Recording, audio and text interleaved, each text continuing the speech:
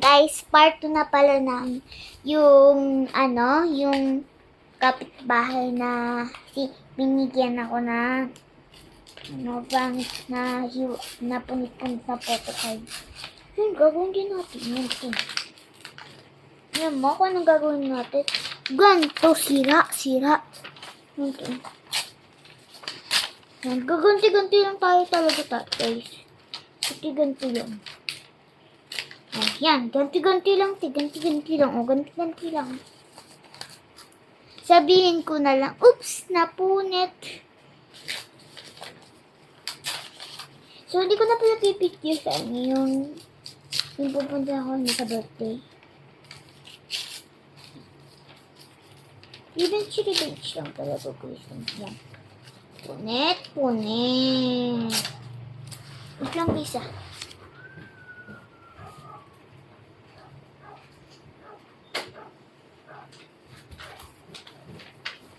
Yan, deserve.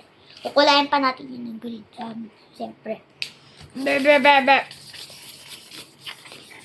Yan. Deserve. Sana mapanood niya to. Deserve niya. Part 2 pala to ng nigyan ng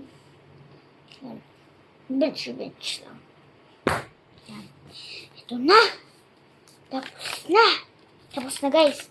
Papulood na natin. Pupunit-punitin pa natin. Bench lang. Ito, photocard. Punit na yan. Oh, punit na yan. Punit-punitin pa natin. Yan. Punit siya guys.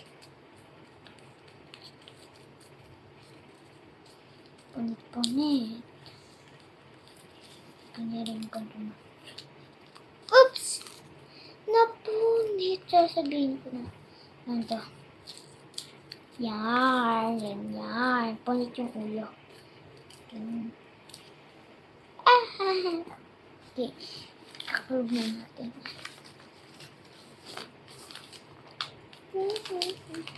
Ang pinamit pa natin sa dito. Yan. Deserve lang na yan. Ganda. Akala niya ganito lang talaga yung design. Hindi pala.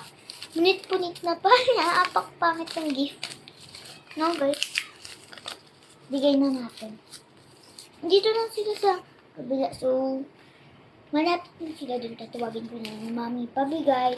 Sabi, ganito lang po talaga yung decoration na ginawa ko. Para daw po. Scary daw po kasi ito nakalagay.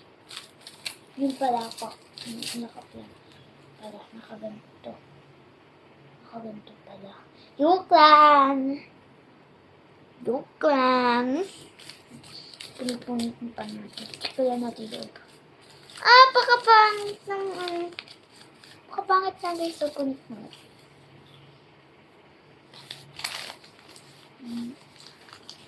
Hanggang sino. Ibigay na natin sa kapitbahay natin.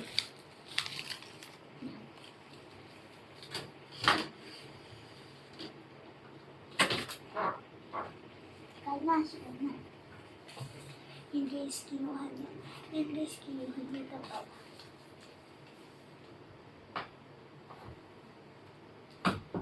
So, wala pa pala siya dito. Nagsi-celebrate pa pala ng birthday. Hindi na pa ako nalilinis. Ganito na talaga punit na talaga yung limon. Limon talaga siya. Limon. Ay, punit. Tignan mo. Yun sa kanya po.